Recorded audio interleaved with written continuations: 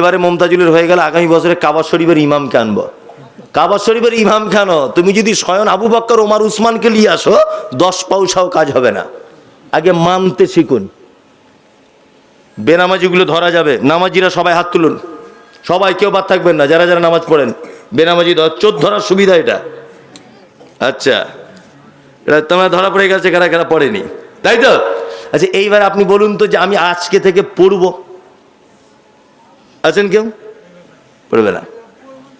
আর আপনি তো পড়েন, আপনাকে তো বলিনি। হ্যাঁ, দেখুন তাহলে অবস্থা, সমাজের বিচারটা দেখুন। কি বললেন মৌলানা, কি অবস্থা দেখুন। দিব্যি ভালো বক্তব্য শুনছে, জলসা চাঁদা চাইলে দেবে, কোনো অসুবিধা নেই, নামাজ পড়বে না। মানে ছেলে ভালো, বংশ ভালো, সব ভালো, বেনামাজি, তাই না? আল্লাহ আপনাকে নামাজি বানাক এবং দিনের জন্য কবুল। আপনি আমার উপর রাগ করছেন, তাই না, যে এত ছোট বড় করে লোক বলে। দেখুন, শাসন করা তারই সাজে সোহাগ করে যে। কি বললাম বুঝলেন? ছোট বড় দু চারটে কথা বলে নিতে পারে কে? যে সব থেকে বেশি ভালোবাসে। আপনি আমার দিনী ভাই, আপনি ভুল পথে চলছেন, নামাজ পড়ছেন না, আমি খারাপ মনে করছি, ওই জন্য আপনাকে বলছি। আর একটা কথা মাথায় রাখুন, আপনার জীবনের সব থেকে বড় বন্ধু হচ্ছে সেই যে আপনি বেঁচে থাকা অবস্থা আপনার ভুলগুলো সংশোধন করে দিচ্ছে। এ হচ্ছে সব থেকে বড় বন্ধু। তো আপনি যে বেঁচে আছেন, আপনাকে যে এখন একটু ছোট বড় করে বলছি, হয়তো আমি বলছি না, আল্লাহ বলছে, আমি ওটা বলে দিচ্ছি। হয়তো ভাবছেন মমতাজুল ইসলাম এত ছোট বড় করে বলল, আল্লাহর কসম বলছি, আপনার সঙ্গে আমার ভাই কোনো শত্রুতা নেই। আপনি আমার দিনী ভাই, আপনি ভুল পথে চলছেন, ওই জন্য আপনাকে আমি রাস্তাটা ঠিক করে বলে দেওয়ার চেষ্টা করছি, যাতে আপনি সঠিক রাস্তায় চলে আসেন। যারা যারা নামাজ পড়ছেন না ভাই, বিনীত অনুরোধ, আপনারা অন্তত পক্ষে মসজিদে আসুন। আর কবে মসজিদে আসবেন? ত্রিপুরাতে মসজিদ ভেঙে গুড়িয়ে দেওয়া হলো। এই যে আপনার ফিলিস্তিনে মসজিদের উপরে বোমা নিক্ষেপ করা হচ্ছে, জানেন সারা পশ্চিম বাংলা ভারতবর্ষের এখনো অনেক মসজিদ রয়েছে যে মসজিদে আজান দিতে দেওয়া হয় না। সারা পৃথিবীতে যখন মসজিদ ভেঙে দেওয়ার সংগ্রাম চালিয়ে যাচ্ছে এক শ্রেণীর মানুষেরা, আপনি তারপরেও আজান শুনে কি করে বাড়িতে বসে থাকেন? মসজিদ সব ভেঙে দেওয়ার পরে নামাজ পড়বেন? আসুন ভাই, মসজিদের দিকে আসুন। কবরস্থানের জন্য আদায় করছিলেন, তা সেই জায়গাটায় যে শোবেন, শুয়ে যদি বাঁশের বাড়ি খেতে হয়, তা সেইটা ভালো না একটু যদি এই মসজিদে 2 রাকাত করে নামাজ পড়ে ওই জায়গাটায় যদি বেঁচে যায়, তাহলে ভালো কোনটা? নামাজ পড়াটাই ভালো। আমরা অনেক সময় খুব ভুল বুঝি। যেমন, আচ্ছা বলুন তো, হেলমেট পরে না গেলে গাড়ি যদি চালান, হেলমেট না পরে, পুলিশ যদি দেখতে পায়, ফাইন করে কি করে না? করে। আমরা পুলিশকে গাল দিই না? খুব গাল দিই। আমার 500 টাকা ছেড়ে নিল রে, বলি কি বলি না? বলি। আচ্ছা বলুন তো, পুলিশ যে জরিমানাটা করলো, এটা পুলিশের উপকারের জন্য না আপনার উপকারের জন্য? আপনার উপকারের জন্য, যাতে দুর্ঘটনা হলে আপনার যাতে মাথাটা অন্তত পক্ষে কিছু না হয়, তাই তো? তাহলে আমরা পুলিশকে গালাগালি করব না। অনেক সময় বাচ্চাদেরকে যখন ডাক্তারখানায় নিয়ে যাওয়া হয়, ডাক্তারবাবু বলে ওকে ধরো একটা ইঞ্জেকশন দিতে হবে, তখন বাচ্চা কি বলে, এ শালা ডাক্তার কি বদমাইশ রে, হ্যাঁ ইঞ্জেকশন ফুটিয়ে দিচ্ছে। এখন আপনি গার্জেন, আপনি যদি বলেন না না না ডাক্তারবাবু আমার ছেলেকে ইঞ্জেকশন দেবেন না, ওরে বাবারে আমার খুব ভয় লাগছে, আমার আদরের বেটা, আপনি ইঞ্জেকশন ঢুকিয়ে দেবেন? আচ্ছা বলুন তো, আপনার বেটা কোনোদিন সুস্থ হবে বলে মনে হয়? ডাক্তার ইঞ্জেকশন দিচ্ছে, প্রয়োজনে ছুরি চালাবে, ওটা আপনার উপকারের জন্যে না ক্ষতির জন্যে? উপকারের জন্যে। তা আমি মমতাজুল ইসলাম কলকাতা থেকে এসেছি, আপনাকে এত রকম ভাবে বলে বুঝিয়ে দিচ্ছি, এটা আপনি হয়তো ভাবছেন আমাদের ক্ষতি করছে, কিন্তু আপনার আমি উপকার করার জন্য এসেছি। আল্লাহ তাআলা বলছেন, ফাওয়াইলুল লিল মুসাল্লিন, ওয়াইল নামক জাহান্নাম মুসাল্লিদের জন্য। আল্লাযীনা হুম আন সালাতিহিম সাহুন, কোন নামাজীদের জন্য জাহান্নাম? আল্লাহ বলছে, যারা নামাজ আদায় করে, সালাত আদায় করে অস্বস্তি সহকারে, নামাজ পড়ে এনার্জি নেই অতটা। কি বলছি বুঝতে পারছেন না? এটা আমি অনেক জায়গায় বলি, ওই নামাজ পড়ার অবস্থাটা বলছি। ওই উমারপুরে কোন একটা মসজিদে, গ্রামের নাম বলবো না, আসরের নামাজ পড়ছিলাম, আমার গাড়ি ড্রাইভারও ছিল। তা নামাজ পড়ছি, তো একটা লোকের ফোন বাজছে ক্রিক ক্রিক করে, সে নামাজে দাঁড়িয়ে আছে, নামাজে দাঁড়িয়ে আছে সে। তা হিন্দি ভাষী লোক, বাজারের মসজিদ। তা ওর যখন ফোন বাজছে, ও নামাজ অবস্থায় ফোনটা বার করে বলছে, এই अभी हम नमाज में है, बाद में कल कीजिए। নামাজ পড়তে পড়তে বলছে। আল্লাহর কসম এটা হাসানোর জন্য আপনাকে বলছি না। বলছে अभी हम नमाज में है, बाद में कल कीजिए। বলে দেখছি ফোনটা আবার পকেটে রেখে দে। ও নামাজ পড়া অবস্থাতে বলছে, এখন আমি নামাজে দাঁড়িয়ে আছি, পরে ফোন কর। নামাজ পড়তে পড়তে বলছে। কিছু লোক আছে না, মাথায় টুপি দিতে ভুলে গেছে, নামাজ পড়ছিল, টুপি দেওয়া হয়নি। আর ও তো হাদিস কোরআন জানে না, টুপিটা দেওয়া সুন্নত নয়, সুন্নত আলাদা জিনিস, মাথায় রাখবেন এটা। সুন্নত আলাদা জিনিস, ট্র্যাডিশন, সংস্কৃতি এটা আলাদা জিনিস। এই জুব্বা, কেউ কেউ ভাবছেন মনে হয় এটা পড়া সুন্নত, না সুন্নত নয়। টুপি এটা পড়া সুন্নত, না এটা পড়া সুন্নত নয়। এর অনেক ব্যাখ্যা বিশ্লেষণ আছে। যাই হোক, টুপি ইসলামিক একটা ড্রেস, দেখতে ভালো লাগে, এতটুকুই আপনি পড়ুন, এতটুকুই। কিন্তু এটা না পড়লে যে নামাজ হবে না, এটা না পড়লে যে কোনো ক্ষতি হবে, এটা নয়। সুন্নত আলাদা জিনিস। সুন্নত হচ্ছে সেই জিনিসটা, যে জিনিসের উপকারী সম্পর্কে মুহাম্মদ সাল্লাল্লাহু আলাইহি ওয়াসাল্লাম বর্ণনা দিয়েছেন। বোঝার চেষ্টা করুন। এবং যেটা করার ব্যাপারে নবীজির আদেশ রয়েছে, যেটা না করার ব্যাপারে নবীজির নিষেধ নেই, যেমন দাঁতন, এটা সুন্নত। বোঝার চেষ্টা করুন। নবীজি দাঁতনের ব্যাপারে বলেছেন যে আমি যদি এই আশঙ্কা না করতাম যে আমার উম্মতের উপরে দাঁতন করাটা বড় কষ্টকর হয়ে যাবে, তাহলে আমি প্রত্যেক ওয়াক্তে আমার উম্মতকে দাঁতন করতে বলতাম। দাঁতন সুন্নত, ওটা আপনি করুন। তবে দাঁতন করে নামাজ পড়লে এত গুণ নেকি বেশি হবে, এসব বাজে কথা। আল্লাহ নবী সাল্লাল্লাহু আলাইহি ওয়াসাল্লাম টুপি তো পড়তেন না, তিনি পাগড়ি ব্যবহার করতেন। সৌদি আরবের এখন প্রতিটা মানুষ দাড়ি আছে, তেও যার দাড়ি নাই সেও, প্রত্যেক লোক জুব্বা পরে আর মাথায় পাগড়ি পরে। কেরালার লোক ফাড়া লুঙ্গি পরে, সাদা লুঙ্গি, দেখেছেন? হ্যাঁ, কেরালার লোক পরে কেন? ওখানকার সংস্কৃতি ওটাই। আমাদের পশ্চিম বাংলার মেয়েরা শাড়ি পরে ঘোরে। অন্যান্য রাষ্ট্রে যান বা আপনি অন্যান্য রাজ্যতে যান, শাড়ি ব্যবহার হয় না, সব সালোয়ার পরে। এটা পশ্চিম বাংলার মেয়েদের ট্র্যাডিশন, সংস্কৃতি এটা। ঠিক তেমন মক্কা মদিনার একটা সংস্কৃতি হচ্ছে এই, টোটাল আরব দেশটারই সংস্কৃতি এই, যে জুব্বা আর রুমাল এটা পরবেই। আমাদের ভেতো বাঙালি যেমন যেখানেই যাবে ব্যাগের ভিতর লুঙ্গি আছেই, আছে না? লুঙ্গি এটা আমরা পড়ি, এটা আমাদের এলাকা ভিত্তিক একটা চলন। ঠিক তেমন জুব্বা আর পাগড়ি এটা এলাকা ভিত্তিক একটা চলন, এটা সুন্নত নয়। তবে এটা ইসলামিক পোশাক, আপনি পড়ুন। নবীজি পড়তেন, আপনি পড়ুন। নবীজি ওই পরিবেশে জন্ম নিয়েছিলেন। হ্যাঁ, ওই এখন যদি কেরালার মুখ্যমন্ত্রী দেখবেন ফাড়া লুঙ্গি পরে ঘোরে, দেখেছেন সোশ্যাল মিডিয়াতে? তো ও মুখ্যমন্ত্রী ফাড়া লুঙ্গি পরে ঘুরছে কেন? মানে ওখানকার ওটা সংস্কৃতি, এই জন্য উনি পড়েন। ঠিক তেমন মুহাম্মদ সাল্লাল্লাহু আলাইহি ওয়াসাল্লাম যেখানে জন্ম নিয়েছিলেন, ওখানকার মানুষের একটা সংস্কৃতি ছিল এই, যে জুব্বা পরা, মাথায় পাগড়ি পরা, এটা সুন্নত নয়। তবে আপনি পড়ুন।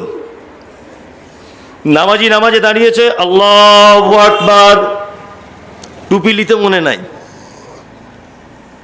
নেও পাবলিক লোক তো পকেট থেকে চাম করে টুপিটা বার করেছে। আচ্ছা, বার করেছিস টুপিটা, তবুও ঠিক আছে, বার করে আবার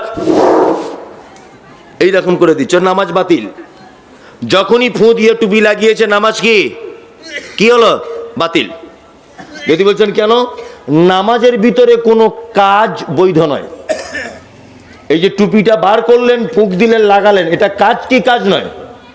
কাজ কি কাজ নয়? কাজ, নামাজ বাতিল। টুপি নেই, কোনো অসুবিধা নেই। টুপি পরলে নাকি বেশি হয় না, কমও হয় না, ইসলামিক একটা সাজ, এতটুকুই। নামাজ পড়বেন, নামাজে মনোযোগী আসছে না, তাই না? হ্যাঁ, শুধু মনে হয় কখন মসজিদ থেকে বাড়ি যায়, কখন মসজিদ থেকে বাড়ি যায়। অথচ ক্লাবে বসে আছে 5 ঘন্টা, কোনো অসুবিধা নেই।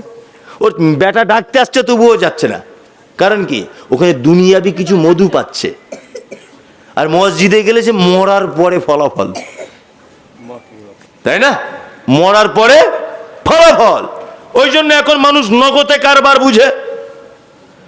ক্লাবে বসে আছে মানে ন্যাংটা মেয়ে নাচছে, এ ওকে ধরে চুমু খাচ্ছে, এ ওকে জড়িয়ে ধরছে, এ মনের দিক দিয়ে শান্তি পাচ্ছে। মসজিদে তো কিছুই নাই, আছে কিছু? কিছুই নাই। ও কেন যাবে মসজিদে? আসলে ব্যাপার ওটা নয়।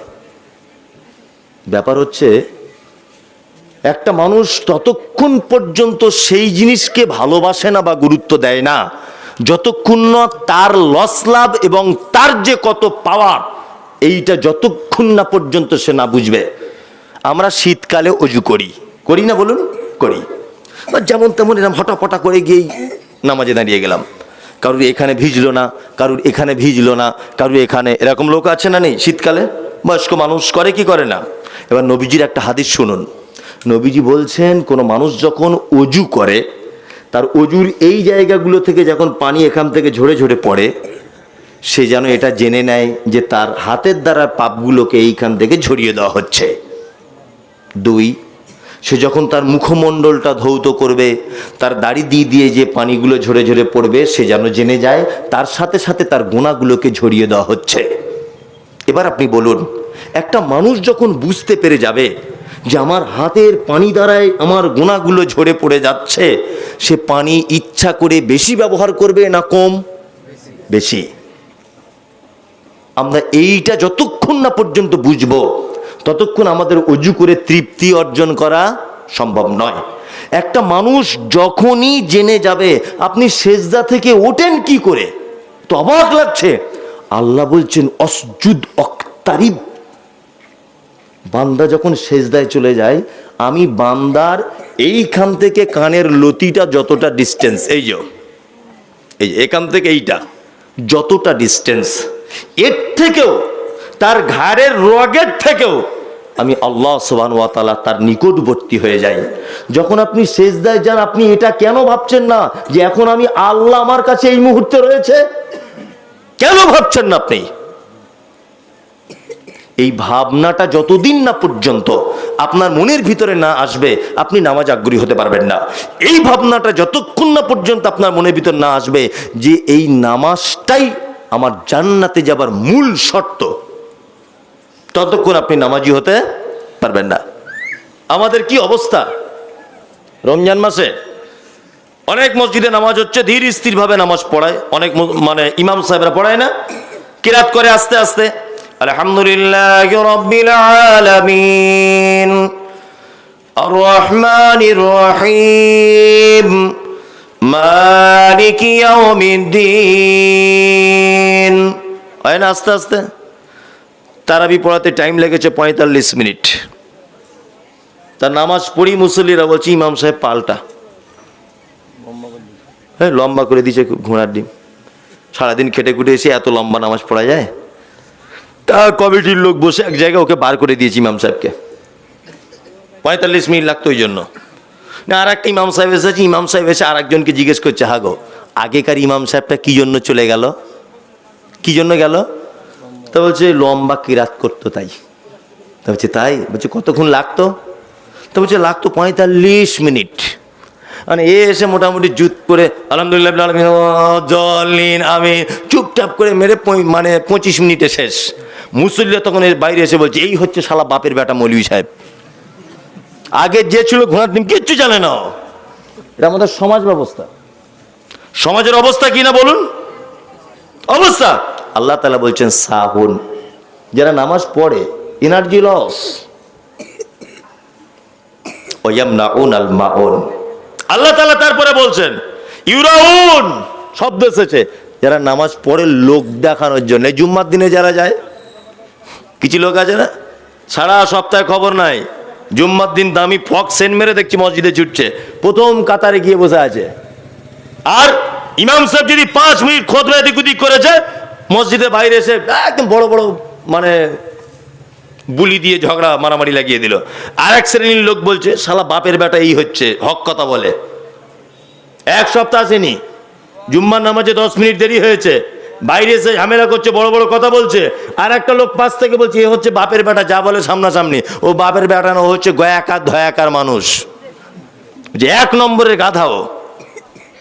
সারা সপ্তাহ তোমার কোনো খোঁজ নাই, তুমি একদিন নামাজ পড়তে এসে ঝগড়া বাঁধিয়ে দিয়ে চলে গেলে। ঈদের দিনে ঝগড়া বাঁধায় না কিছু লোক আছে, দেখবেন প্রত্যেক ভালো কাজে তারা ঝগড়া বাঁধাবে। আল্লাহ তাআলা তারপরে বলছেন জাহান্নামের সিরিয়ালের লাস্ট ওয়ায়ামনাউনাল মাউন, এটা বলে বক্তব্য শেষ।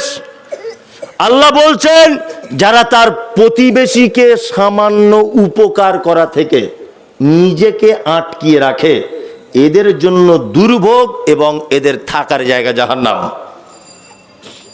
প্রতিবেশীকে সামান্য জিনিস, আপনার বাড়িতে কল আছে, আমার বাড়িতে কল নেই, আমার কলটা খারাপ হয়ে গেছে, আমার কল খারাপ, তা আমার বউ দুদিন আপনার কলে পানি আনতে গেছে, তা আপনার বউ তখন মিষ্টি করে বলছে, ও ফতেমার মা আমাদের কলে এসো না, আমাদের কল বেশি চাপাচাপি করলে খারাপ হয়ে যাবে, বলে না? অথচ ওদের বাড়ির 15 জন ওই কলটা ধরে সারাদিন টিপছে, তখন খারাপ হয় না। ঈদের দিনে আপনার বাঁধার জায়গা নেই, গরু কিনেছেন কুরবানি দিবেন, আমার খামারটাতে বেঁধেছেন, তা আমার বউ রাতের বেলা শুয়ে শুয়ে বলছে, কি ব্যাপার সেলিম ভাই আমাদের খামারে গরু বেঁধেছে, মনে হয় জায়গা দখল করে নিতে পারে। আমি সকালবেলাতে কুল গাছের কাঁটা এনে জায়গাটা দিয়ে দিলাম যাতে গরুটা বাঁধতে না পারে। এর ব্যাপারে আল্লাহ তাআলা বলছেন ওয়ায়ামনাউনাল মাউন, যে তার প্রতিবেশীকে উপকার করা থেকে নিজেকে আটকে রাখে। বিশ্বনবী বলেন কোন লোক যেন আরেকটা প্রতিবেশীর দেওয়ালে কাঠ বা কুঞ্চি কোন জিনিস টেক লাগিয়ে রাখতে যেন নিষেধ না করে। আমি গাড়ি নিয়ে এসেছি, মালদাতে গাড়িটা খারাপ হয়ে পড়ে আছে, সেলিম ভাইয়ের গাড়ি আছে, বন্ধু মানুষ, ভাইকে ফোন করলাম, ভাই একটু গাড়িটা যদি দিতেন খুব ভালো হতো, আমার গাড়িটা 2 দিনের জন্য খারাপ। গাড়িটার ভালো, অথচ বলছে না ভাই হালকা প্রবলেম চলছে, গাড়িটা নিয়ে যাওয়া যাবে না, ওর থাকার জায়গা জাহান্নাম। আল্লাহ বলছেন এ কথা। ওয়ায়ামনাউনাল মাউন, প্রতিবেশীর ব্যাপার সাংঘাতিক কঠিন ব্যাপার। আল্লাহ নবী সাল্লাল্লাহু আলাইহি ওয়াসাল্লাম বলতে গিয়ে বলেছেন যে জিবরিল আমিন প্রতিবেশীর ব্যাপারে আমাকে এত বলে যে আমার আশঙ্কা হচ্ছে যে প্রতিবেশী আমার সম্পত্তির ওয়ারিশ হয়ে যাবে কিনা। মারাত্মক কঠিন ব্যাপার।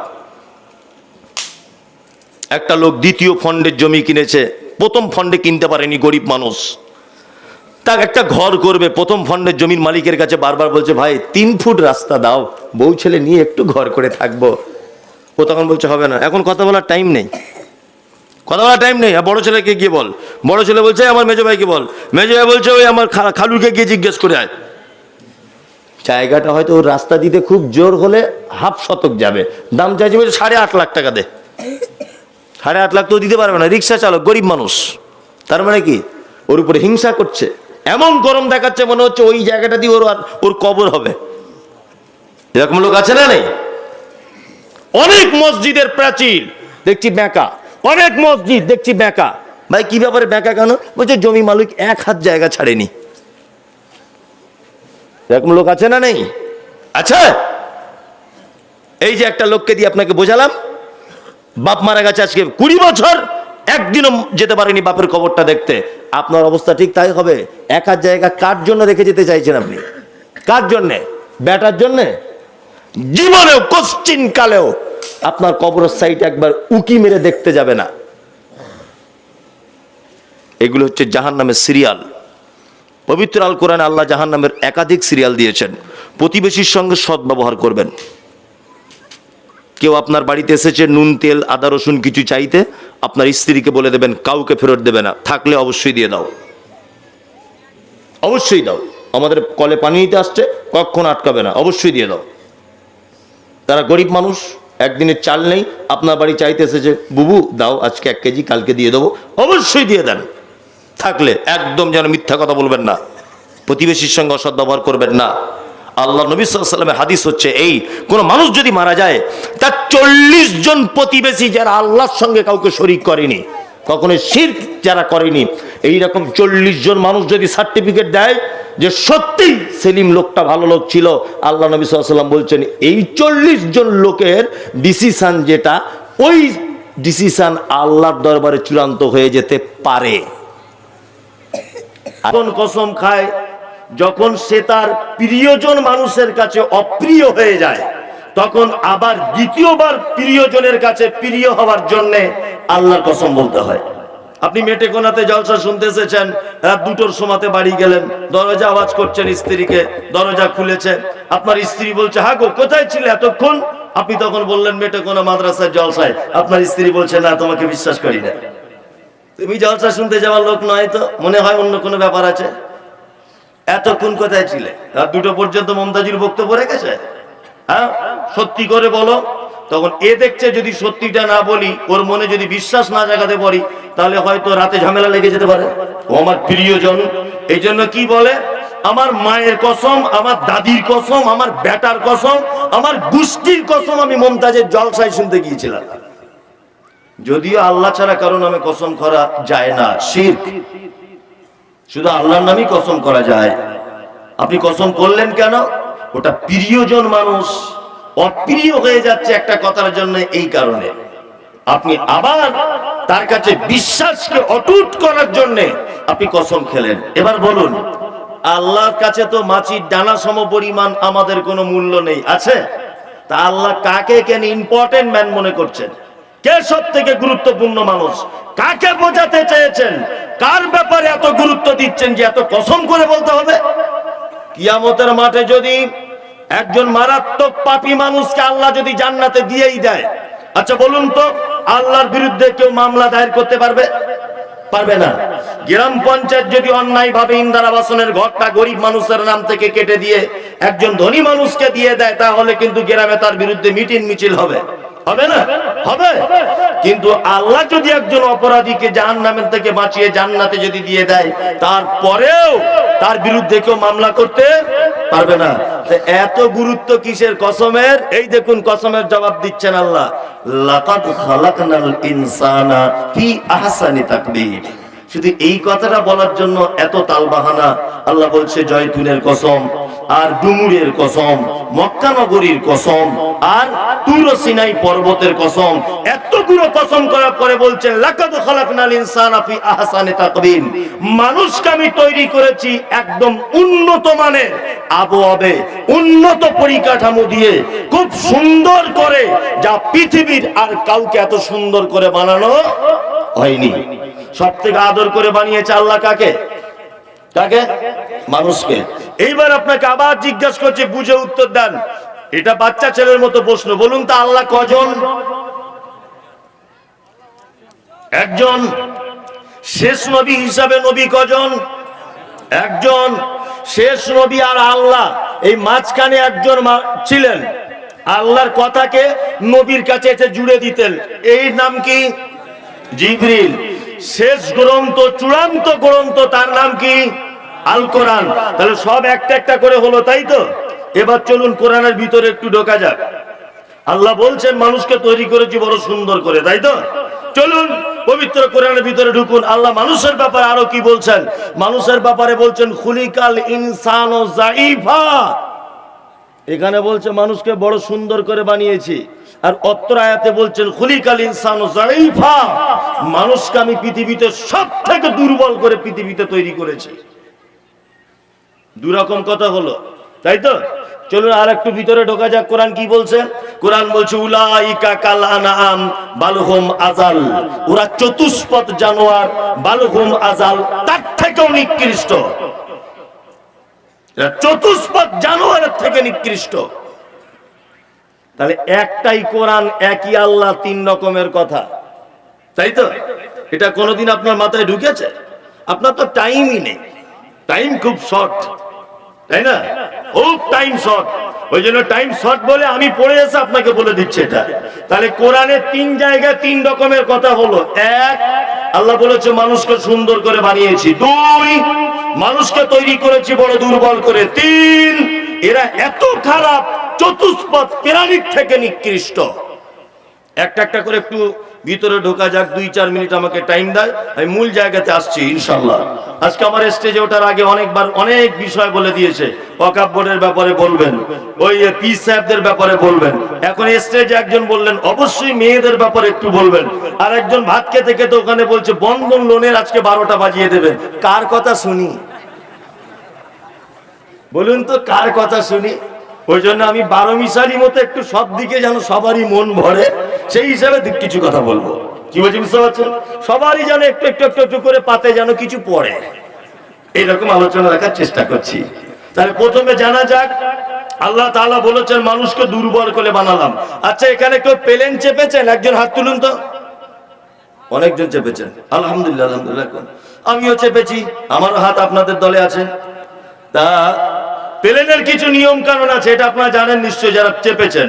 প্লেনের ভিতরে যখন উঠে যাবেন তখন দেখবেন দরজা লাগিয়ে দিয়ে একটা মেয়ে দেখবেন, খুব সুন্দরী মেয়ে, মুখে একটা মাইক্রোফোন নিয়ে বলবে, আমরা এখন কলকাতা নেতাজি সুভাষচন্দ্র বিমানবন্দর থেকে হায়দ্রাবাদ অমুক বিমানবন্দরের দিকে রওনা করতে চলেছি। আমাদের ফ্লাইটটা এত নাম্বার, এই ফ্লাইটটা 16,000 ফুট উপর দিয়ে এত কিলোমিটার গতিতে চলবে। দেখুন সাইডে সিট বেল্ট লাগানো আছে, সিট বেল্টটা দয়া করে পরে নেবেন। প্লেনটা এইভাবে যখন উঠবে দয়া করে কেউ নড়াচড়া করবেন না। এইভাবে যখন চলবে তখন আপনি ব্যবহার করতে পারেন, দৌড়দৌড়ি করুন, অসুবিধা নেই। বাথরুমে যদি যাওয়ার প্রয়োজন হয় অবশ্যই টিস্যু ব্যবহার করবেন। আর যদি প্লেনটা দুর্ঘটনার কবলে পড়ে যায়, তলাতে প্যারাসুট রাখা আছে, এইভাবে খুলে এইভাবে লাগিয়ে এইভাবে ঝাঁপ দেবেন, তখন আপনার কলিজার 12টা বেজে যাবে। এটা বলে কি বলে না? বলে বলে কন্ট্রোল রুম থেকে পাইলট যে হয় চালক, তার কাছে ফোন আসে, হ্যালো, এত নম্বর ফ্লাইট, 2 জন পাইলট রয়েছেন, আপনারা প্লেনটাকে আকাশে তুলতে পারেন, কোন রকমের ডিস্টার্ব নেই। ইঞ্জিনিয়ার মারফত ট্রেনের ইঞ্জিনগুলো সব চেক করে নেওয়া হয়েছে, যান্ত্রিক কোনো ত্রুটি নেই। এই মুহূর্তে আপনি প্লেনটাকে আকাশে তুলে দেন। আকাশে তুলে দিল, দিয়ে মোটামুটি 10 মিনিটের গতিতে প্লেনটা চলছে। ধরে নেন 500 কিলোমিটার রাস্তা গেছে, এরপরে ফাঁকা আসমান থেকে প্লেনটা ভেঙে পড়ে গেল। বলুন যে ঘটনা ঘটে কি ঘটে না? ঘটে ঘটে। আল্লাহ বলছে কুলিকাল ইনসানু যায়ফা, তোমরা বড় দুর্বল, খুব দুর্বল। আচ্ছা বলুন, দমদম কন্ট্রোল রুম যদি জানতে পারতো 1000 কোটি টাকার প্লেন, 220 জন নিরীহ যাত্রী, 2 জন আমার পাইলট আর 20 জন সেবিকা, এত টাকা, এত নিরীহ প্রাণীগুলো 10 মিনিটের পরে মারা যাবে, বলুন তো কন্ট্রোল রুম তাকে গ্রিন সিগন্যাল দিয়ে উপরে তুলতো কি তুলতো না? তুলতো না। আল্লাহ বলছে 1000 কোটি টাকার প্লেন বানাতে পেরেছো, 200 জন বসার ক্যাপাসিটি তৈরি করে দিয়েছো, কিন্তু 10 মিনিট পরে যে ভেঙে পড়ে যাবে এই মেশিন তোমরা বানাতে পারবে না। দেখেছেন দমদম বেলুর মঠ, দমদম থেকে হাওড়ার বেলুর মঠ পর্যন্ত পাতাল রেল আসবে, দেখেছেন? পাতাল রেল আসবে, মাঝখানে হাওড়া ব্রিজ আছে, গঙ্গাটা। পাতাল রেল আসবে কি করে না, ওখানে হলো যে উপরে গঙ্গা থাকবে আর নিচের দিক দিয়ে পাতাল রেলটা আসবে। কাজ কমপ্লিট, আগামী 2023 সালের সেপ্টেম্বরের দিকে উদ্বোধন হতে পারে। উপরে গঙ্গা নদী থাকবে, তলা দিক দিয়ে পাতাল রেল আসবে। কোথায়? বেলুর মঠে। এটা আবিষ্কার হয়ে গেছে, তৈরি হয়ে গেছে, কিন্তু কবে যে ওই ব্রিজটা ভেঙে নদীতে গুড়িয়ে যাবে এই মেশিন আবিষ্কার করা গেছে? হ্যাঁ, মানুষ বড় দুর্বল, আল্লাহ তাআলার জ্ঞানের কাছে দুর্বল নয়, দুর্বল। আরো কত দুর্বল দেখবেন, কসাইখানাতে যখন গরু জবাই হয় অনেক সময় গরুর দেখবেন কলিজা খারাপ হয়, দেখেছেন তো? খারাপ হয়ে যায় কলিজা। কসাইখানাতে জবাই করা হয়েছে বলে প্রমাণ হয়েছে যে ওর কলিজা খারাপ। যদি জবাই করা না হতো এখনো 2 বছরও হাল চালাতো, কোনো অসুবিধা ছিল না। মানুষ, তোমার কিডনিতে 1/2 ইঞ্চি পাথর হয়েছে, ভেলোরে ছুটছে। মানুষ দুর্বল কি দুর্বল নয়? দুর্বল। এটা আপনাকে বুঝিয়ে দিলাম। নাম্বার 2, আল্লাহ তাআলা বলছেন উলাইকা কাল আনআম, এরা চতুষ্পদ জানোয়ার, তার থেকে নিকৃষ্ট। এইবার আপনাকে বলছি, আচ্ছা পৃথিবীতে বলুন তো দেখি, মানুষ সৃষ্টি হয় মানুষ হয়ে না পৃথিবীতে এসে মানুষ হতে হয়? কোনটা কোনটা? মানে আপনারা কিছু বলতে চাইছেন না কেন? কোনটা বলুন? পৃথিবীতে এসে মানুষ হতে হয়। অন্যান্য পৃথিবীর সব প্রাণীরা তারা নিজস্ব বৈশিষ্ট্য নিয়ে জন্মগ্রহণ করে। হাঁসের বাচ্চা দেখেছেন?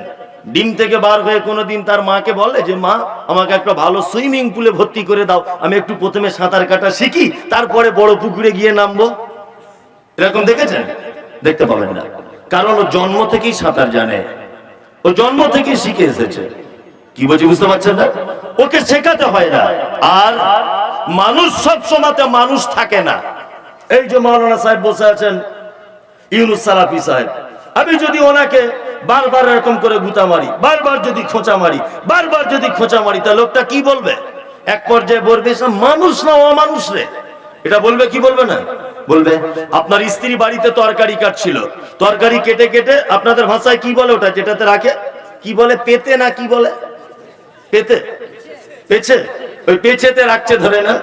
তা আপনার বাড়িতে একটা ছাগল ছিল, ছাগলটা বারবার গিয়ে তরকারিটা খেয়ে নিচ্ছে। আপনার স্ত্রী কোনোদিন ছাগলটাকে মেরে বলে তুই ছাগল না অছাগল? এটা বলে? বলে না। গরু চড়াচ্ছিলেন মাঠে, গরু খুব বদমাইশি করছে, গরুকে লাঠি দিয়ে মারছে না, বলছে শালা গরু তুই গরু হ। এ কথা কেউ বলে? বলে না।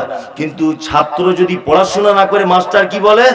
এই মানুষ হ,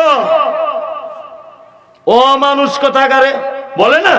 তার মানে অ শব্দটা পৃথিবীতে মানুষ ছাড়া আর কারো নামে জয়েন করা যায় না। তার মানে পৃথিবীতে সবাই নিজস্ব রূপ নিয়ে জন্মগ্রহণ করে, মানুষ কিন্তু করে না। ওই জন্য কাজী নজরুলের ভাষাতে দৈত্য দানব যা কিছু সব পারবে তুমি হতে, মানুষ সবার এখনো অনেক অনেক অনেক তোমার বাকি। মানুষ সবাই হতে পারে না। পারে? পারে না। জি, তাহলে এখানে একটা জিনিস বুঝিয়ে দিলাম যে মানুষ চতুষ্পদ জানোয়ারের থেকে খারাপ। কারণ এই দেখবেন গরু ছাগলের কোনোদিন ভুল ত্রুটি হয় না। হয়? কোনোদিন হয়? হয় না। মানুষের ভুল হয়? হয়। গরু ছাগল কোনোদিন পর তার মালিককে অসম্মান করে না, করে? কিন্তু মানুষ করে। ওই জন্য আল্লাহ তাআলা বলেছেন উলাইকা কাল আনআম, এরা চতুষ্পদ জানোয়ারের থেকে খারাপ। চলুন এইবারে জানা যাক আল্লাহ তাআলা কি বলেছেন। আল্লাহ তাআলা বলেছেন লাকাদ খালাকনাল ইনসানা ফি আহসানি তাকবীম, মানুষকে আমি তৈরি করেছি বড় সুন্দর করে। মানুষকে তৈরি করেছি কি করে? হ্যাঁ, বড় সুন্দর করে। কেন লাইটওয়ালাকে কোনোদিন দেখেননি নাকি? ওইদিকে কি দেখছেন? লাইট চলে গেল, মাইক তো কিছু হয়নি, তা আপনি আমার দিকে ফিরুন।